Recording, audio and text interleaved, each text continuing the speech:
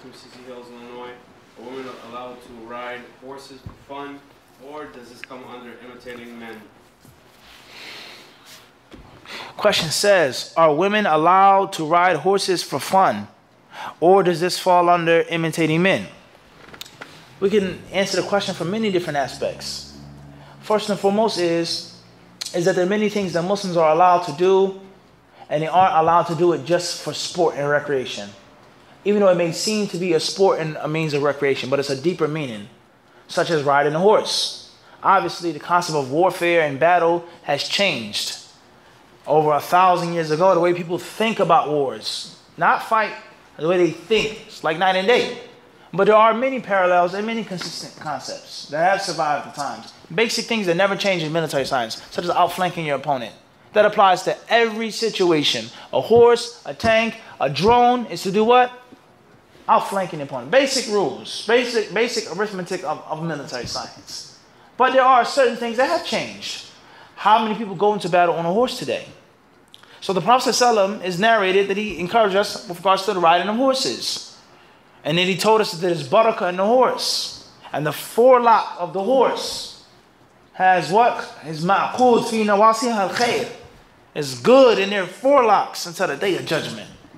The stool of the horse, the manure of the horse, the urine of the horse, feeding of the horse. Many hadiths about horses and the virtues of horses. Not just for recreation, horses are beautiful, but for the concept of war mind. Muslim is supposed to be trained. Muslim has to have the ability to ride. Horses, power. So I say horsepower. A steed of war. Everyone understand this? Some people, they say there's no jihad in Juzama. They say there's no ayah in about jihad in Juzama because Juzama was all sent down in Mecca. In Mecca there was no jihad. That's not true. Every surah in Juzama was not sent down in the Meccan period. Certain surahs were sent down where? In the period of Medina, towards the end of the Prophet's life. Allah says what? That was towards the what? End of his life. And other surahs as well in Juzama. Let alone the fact that Allah, he swears by what in Juzama? He talks about the what? Keep moving. La, not asr, la. Allah says the adiyat, which are what? Steeds of what? War. And they move so quickly, so powerfully that their hooves make what?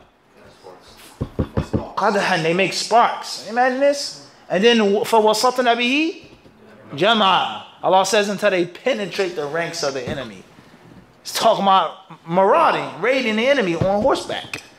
We agree on this, Alameen, or I'm making this up? Does this come from my deviant pocket? Or that's what the Quran says. Everybody doing this or not? Allah, he swears by these amazing creatures, these animals. So riding a horse for a Muslim is never ever just for fun and sport.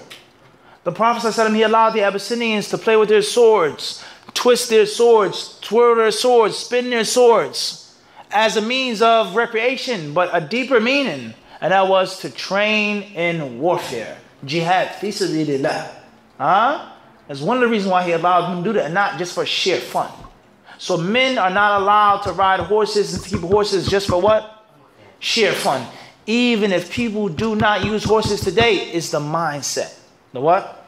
The warrior mentality that every Muslim is supposed to have. Now I know many people, they're not going to like this, they're going to be upset. But the truth, I'm not allowed to put sugar on top of it. The Muslim is supposed to have the warrior mindset. Even if you're not fighting, the warrior mindset. This is how it is, guys, whether we like it or not. So the concept of men, are men allowed to ride horses just for fun?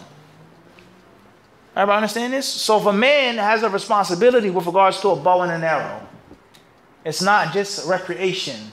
It's not just for hunting, but it's what?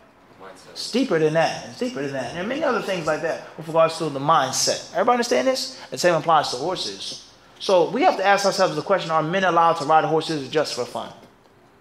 Everybody understand this? So for a woman who's also a Muslim, and she also has to have the warrior mindset as well, on one level or what? Another. Her riding a horse with that intention, with that purpose, is applicable as well. Is what? Applicable as well. So I don't think that it's going to be necessarily imitating a man, let alone there are certain things in Islam which are unisex. There's certain things that men and women do in Islam, and there's nothing wrong with that. Let alone that how a woman rides a horse is not like how a what? A man rides a horse. There's a difference. It's a difference. The type of horse, there's a difference. What's important is a woman riding a horse is permissible for recreation. It's permissible for sport. It's permissible for her to be in the what? The warrior mindset, the buttock of the horse. And if she does it in a manner that's befitting of a woman, and it is not specific to a man, then I don't know of any scholar of Islam who said that it's haram. I don't know of any alim who mentioned proof from Quran and Sunnah or Ijma' to state that it's haram. And Allah knows best.